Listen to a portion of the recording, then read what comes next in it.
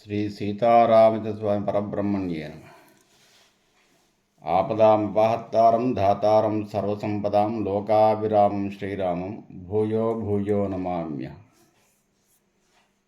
భగవద్బంధులందరికీ కూడా శుభోదయం. శ్రీ విష్ణు సహస్రనామ స్తోత్ర సామాజిక వ్యాఖ్యలో భాగంగా నిన్నటి భాగంలో ధర్మరాజుకు చెబుతూ ఉన్నాడు నాయన, తస్య లోక ప్రధానస్య జగన్నాథస్య భూపతే విష్ణోర్నామ సహస్రం మే శృణు పాపభయాపహం. పాప భయాన్ని పోగొట్టువాడు శ్రీ మహావిష్ణువు.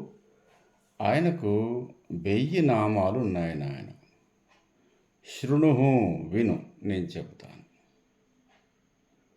విష్ణోర్నామ సహస్రం మే, విష్ణుదేవుడికి 1000 నామాలు ఉన్నాయి. అతను తస్య లోక ప్రధానస్య జగన్నాథస్య భూపతే, ఈ జగత్తంతటికీ కూడా ప్రధానుడైన వాడు, లోకనాథుడైనటువంటి వాడు.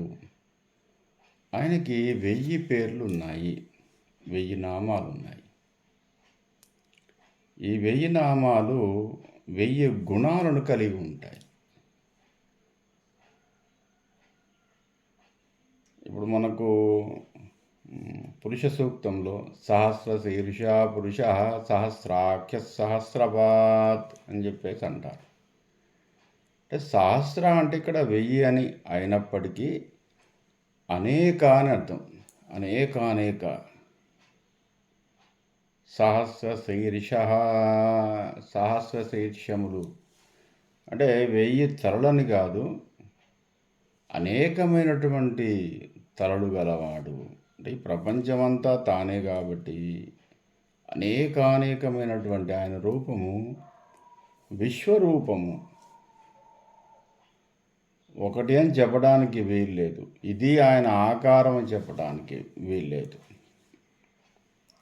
కాబట్టి విష్ణోర్నామ సహస్రస్య, సహస్ర అంటే అనేకమైనటువంటి పేర్లు ఉన్నాయి ఆయనకి. ఒక్కొక్క గుణము ఒక్కొక్క పని చేసేటప్పుడు ఒక్కొక్క పేరు. మనం ఒక పని చేసేటప్పుడు ఒక పేరుతో పిలుస్తాం, ఇంకో పని చేసేటప్పుడు ఇంకొక పేరుతో పిలుస్తాం. మనం ఒక్కళ్ళమే అనేక వ్యక్తులకు అనేక విధాలుగా మనం పిలువబడతాం. అంటే మనము తండ్రి పాత్రలో ఉన్నట్టు నాన్నగారు అని పిలుస్తారు కుమారుడు, చెల్లి అయితే అన్న అని పిలుస్తుంది, భార్య అయితే భర్త అని చెప్పేసి పిలుస్తుంది, అన్నగారు ఉంటే మనల్ని తమ్ముడు అని పిలుస్తాడు. ఇట్లా ఒక వ్యక్తే, కానీ ఒక్కొక్క వ్యక్తికి ఒక్కొక్క నామంతో మనం పిలువబడతాం. ఆ వ్యక్తికి ఉన్నటువంటి సంబంధాన్ని బట్టి మనం ఎలా పిలువబడతారు. ఒకతను బాబాయ్ అని పిలుస్తాడు, ఒకరు పెదనాయన అని పిలుస్తాడు, ఒకరు మామయ్య అని పిలుస్తాడు. వాళ్ళకున్నటువంటి సంబంధ బాంధవ్యాన్ని బట్టి మనం ఆ పేరుతో పిలుస్తారు. అనేకమైనటువంటి పేర్లు, వ్యక్తి ఒకళ్ళమే, కానీ వాళ్ళకున్న సంబంధాన్ని బట్టి అలా పిలవడం జరుగుతుంది. ఆ విధంగానే భగవంతుడి యొక్క సహజ సిద్ధమైనటువంటి స్థితి ఒకటే. ఆ స్థితికి అనేకమైనటువంటి పేర్లున్నాయి. దాంట్లో ఒక 1000 నామాలు మీకు చెబుతాను నాయన. శృణు, వీటి వల్ల పాప భయాపహం, పాపము భయము అంతరించిపోతాయి. మనం అనేక రకాల పాపాలు చేస్తూ ఉంటాం. కలి అంటేనే పాపం అని చెప్పుకున్నాం కదా. కాబట్టి కలియుగంలో మనకు తెలియకుండానే, తెలిసి కొన్ని చేస్తాము, తెలియక కొన్ని చేస్తాము, కొన్ని ఎవరో చేస్తున్నారని చేస్తాము, కొన్ని బలవంతంగా చేస్తాము, కొన్ని కావాలని చేస్తాము, కొన్ని చేయవలసి వచ్చి చేస్తాము, కొన్ని పరిస్థితుల ప్రభావం వల్ల చేస్తాము, కొన్ని తప్పనిసరి పరిస్థితిలో చేస్తుంటాం. ఇట్లా అనేక పొరపాట్లు, పాపాలు ఉంటాయి. దానివల్ల కలిగే భీతి, పాప భయం ఉంటుంది. మనకు ఇహలోకంలో చేసినటువంటి పాపాలు ఏవైతే ఉన్నాయో, పాపము పుణ్యము కానీ మనం చేసింది ఒక 80% ఈ లోకంలోనే అనుభవిస్తాం. ఒక 20% బ్యాలెన్స్ ఉంటుందట నెక్స్ట్ జన్మకి. అందుకే భర్తృహరి చెబుతాడు, త్రివిర్వర్షై త్రివిర్మాసై త్రివిర్ధినై అత్యుత్కటై పాప పుణ్యై ఇహైవ ఫలమశ్నుతే. మనం చేసిన ఏ పొరపాటు కానీ ఏ పాపం కానీ త్రివిర్వర్షై పెద్దదైతే 3 సంవత్సరాల్లో దానికి పరిహారం అయిపోతుంది. 3 సంవత్సరాల్లో దాన్ని అనుభవించాల్సిందే. త్రివిర్మాసై లేదా 3 నెలల్లో ఆ పాపానికి సంబంధించినటువంటి శిక్ష మనం అనుభవించాల్సిందే. త్రివిర్దినై కొన్ని 3 రోజుల్లోనే అనుభవిస్తాము. అత్యుత్కటై పాప పుణ్యహై ఇహైవ ఫలమశ్నుతే. ఇహైవ ఈ లోకంలోనే ఫలమశ్నుతే, ఫలాన్ని మనం పొందుతాము. ఇంకో 20% ఏదో బ్యాలెన్స్ ఉంటుంది. అవి మహాపాతకాలకి నిష్కృతి ఈ భూమి మీద లేదు. అవి బ్యాలెన్స్ అయి ఉంటాయి. అది ఆయన చూసుకుంటాడు తర్వాత. కాబట్టి పాపపుణ్యాల పరిహారము ఇక్కడే జరిగిపోతుంది. 3 సంవత్సరాల్లో కానీ 3 నెలల్లో కానీ 3 రోజుల్లో కానీ మనం పాపాన్ని అనుభవించాల్సిందే. దానివల్ల పాపము చేయటం వల్ల వచ్చే భయము, ఆ భయం కూడా ఒక రకమైనటువంటి శిక్ష. దాన్ని తొలగిస్తాడు నాయన అని చెప్పేసి చెబుతున్నాడు. యాని నామాని గౌణాని విఖ్యాతాని మహాత్మనః ఋషిభిః పరిగీతాని తాని వక్ష్యామి భూతయే.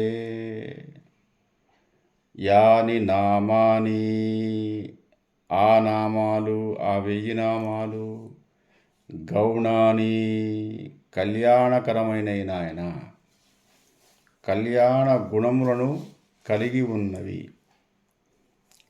కళ్యాణము అంటే శుభము అని అర్థం, శుభాన్ని ఇచ్చేవి. యాని నామాని గౌణాని విఖ్యాతాని మహాత్మనః, చాలా ప్రసిద్ధి చెందినటువంటి 1000 నామాలు విఖ్యాతి పొందాయి. యాని నామాని గౌణాని విఖ్యాతాని మహాత్మనః ఋషిః పరిగీతాని, ఋషులు సైతము పరిగీతాని ఈ నామాలను శ్రావ్యంగా, పాటల మాదిరిగా, గీతాల మాదిరిగా చదివారు నాయన. ఇవి ఇప్పటివి కావు ఈ నామాలు, నేనొక్కడనే చదవలేదు. నాకన్నా లక్షల సంవత్సరాల ముందు నుంచి గొప్ప గొప్ప ఋషులందరూ కూడా కీర్తించినటువంటి నామాలు ఈ విష్ణు సహస్రనామాలు. అవి నీకు చెబుతున్నాను, విను ముందు నాయన. అందుకే ఏదైనా స్తోత్రం కానీ, ఏదైనా శ్లోకం కానీ, ఏదైనా మంత్రం కానీ విన్నా సరిపోతుందట. మనం చదవనవసరం లేదు. ఎక్కడైనా ఎవరైనా చదువుతుంటే, ఏదో దేవాలయాల్లో చదువుతుంటే, చివరిలో దేవాలయం గోపురం మీద మైకు ద్వారా వచ్చినటువంటి ఆ మంత్రాలను, ఆ శ్లోకాలను విన్నా సరిపోతుంది. విన్నా, చూసినా, పఠించినా దాని ఫలితం ఉంటుంది. అందుకే శృణు నాయన, నువ్వు ముందు విను. పాప పరిహారమయ్యేటటువంటి గొప్ప నామాలున్నాయి, అవి నీకు చెబుతాను. యాని నామాని గౌణాని విఖ్యాతాని మహాత్మనః, గొప్ప గొప్ప ప్రసిద్ధి పొందినటువంటి ఎంతోమంది మహారుషులు 1000 సంవత్సరాలుగా కీర్తించినటువంటి 1000 నామాలు అవన్నీ మీకు చెబుతాను. శృణు పాపభయాపహం యాని నామాని గౌణాని విఖ్యాతాని మహాత్మన ఋషి పరిగీతాని. ఋషులు గీతాలుగా చదివారు నాయన, ఋషులు పాటలుగా చదివారు ఈ నామాన్ని, ఆనందంతో చదివారు, తాండవం చేస్తూ చదివారు ఈ నామాన్ని అని చెబుతూ విష్ణుం జిష్ణుం మహావిష్ణుం ప్రభు విష్ణుం మహేశ్వరం అనేక రూప దైత్యాంతం నమామి పురుషోత్తమం. పురుషుల్లో ఉత్తమమైనటువంటి వాడు పురుషోత్తమహం. పురుషోత్తముడైనటువంటి పేరు శ్రీ మహావిష్ణువుకు మాత్రమే. పురుష శబ్దము శ్రీ మహావిష్ణువుకు మాత్రమే ఉంటుంది. అంటే ఎల్లలోకాల్లో ఉన్నటువంటి జీవరాశుల అన్నింటిలో కూడా తానై ఉండువాడు. ఉత్తమమైనటువంటి గౌణ గుణాలు గలవాడు, కళ్యాణ గుణాలు గలవాడు అని చెబుతూ విష్ణు అట్టి విష్ణుదేవుడు. జిష్ణు ఈ విష్ణువు ఎప్పటికీ కూడా అపజయము లేనివాడు. జిష్ణు అంటే ఎల్లప్పుడూ విజయము సాధించువాడు, ఎల్లప్పుడూ శాంత స్వభావుడు, ఎల్లప్పుడూ ప్రశాంతమైనటువంటి మనోవికారము లేనివాడు జిష్ణు. విష్ణు జిష్ణు విజయము ఆయనకు ఎల్లప్పుడూ ఆయన స్వరూపం, విజయస్వరూపుడు, అపజయము లేనటువంటి వాడు. మహావిష్ణు, మహా అనేది ఒక విశేషణం. విష్ణువుకే మహావిష్ణు. మహా అంటే ఇక అల్టిమేట్.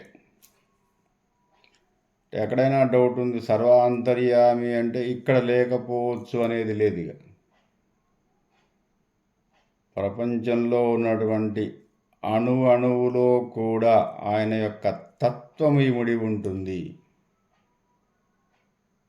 కాబట్టి ఆయన మహావిష్ణు. ఇక్కడున్నాడు అక్కడ లేడు అని కాకుండా సర్వ జగత్తంతా తానై ఉండువాడు, తేజోరూపంలో ఉండువాడు, జీవరూపంలో ఉండువాడు విష్ణు. జిష్ణు అంటే జిష్ణు అనే పదానికి ఎల్లప్పుడూ వికసిస్తూ ఉండువాడు. అంటే ఎల్లప్పుడూ కూడా జ్ఞానం వికసించినట్టుగా. జ్ఞానం ఎల్లప్పుడూ వికసిస్తుంది. ఎవాల్యూట్ ఆఫ్ నాలెడ్జ్ అనేది రోజు రోజుకు పెరుగుతూ ఉండాలి మనిషికి. తద్వారా బ్రహ్మవర్చస్సు ఉంటుంది. బ్రహ్మవర్చస్సు అంటే దేనినైనా సాధించగలుగుతాను అనే ఒక కాన్ఫిడెంట్ ఉన్నటువంటి ఫేస్ అన్నమాట బ్రహ్మవర్చస్సు అంటే. అది ఇచ్చువాడు, అది కలిగి ఉండువాడు జిష్ణు. మహావిష్ణు, ప్రభు విష్ణు, మహేశ్వరం ఇవన్నీ కూడా సమానార్థకాలే. అనేక రూప దైత్యాంతం నమామి పురుషోత్తమం.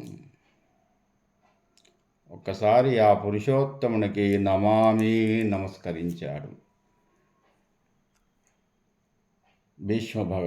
భీష్మాచార్యుల వారు.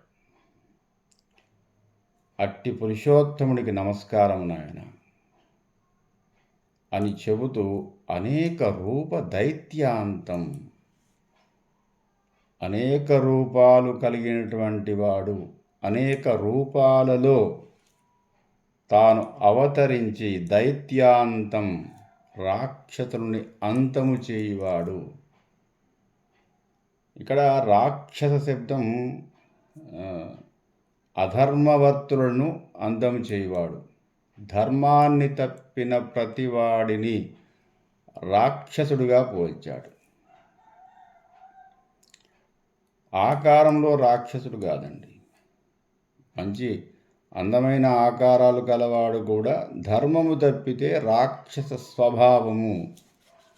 అట్టి దైత్యులను అంతమొందించువాడు, అనేక రూపాల్లో అజ్ఞానాన్ని అంతము చేయువాడు, జ్ఞానాన్ని వృద్ధి చేయువాడు, ధర్మాన్ని వృద్ధి చేయువాడు, అధర్మవర్తనులను సంహరించువాడు, నిషేధించువాడు. అనేక రూప దైత్యాంతం. దైత్య అజ్ఞానము, దైత్య రాక్షస. నమామి పురుషోత్తమం.